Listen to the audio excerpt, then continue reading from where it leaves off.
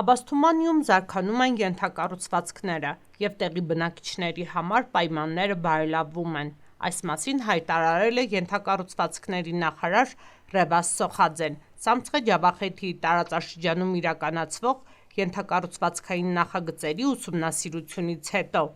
Աբասթումանիի հանգստավայրում ենթակառուցվածքների նախարարության մունիցիպալ զարգացման հիմնադրամը տարբեր նպատակներով մի շարք նախագծեր է իրականացնում։ Քաղաքում ընթանում են շենքերի և կառույցների վերակառուցման և վերականգնման աշխատանքներ, ինչպես նաև կառուցվում է կամուրջ, ավտոբուսային կայարան և էլեկտրոնային լիցքավորիչների համար նախատեսված բաց կայանատեղի։ Հանգստի անտառապարկում շարունակվում են ջրամբարի և հրդեհային անվտանգության համար անհրաժեշտ ենթակառուցվածքների կառուցումը։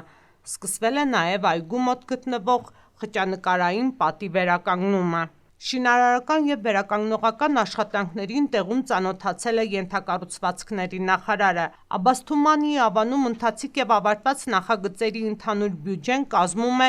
154,8 միլիոն լարի։ Անցյալ տարի Աբասթումանիի աստղադիտարանում տեղադրվեց նոր գմբեթ և աստղադիտակ։ Աբասթումանիում կառուցվել է նաև 75 երեխայի համար նախատեսված մանկապարտեզ։ Եզակի հանգստավայրի զարգացման համար շարունակվում է Բաղդադի-Աբասթումանի ճանապարհի ամբողջական վերականգնումը և Աբասթումանիի շրջանցիկ ճանապարհի կառուցումը։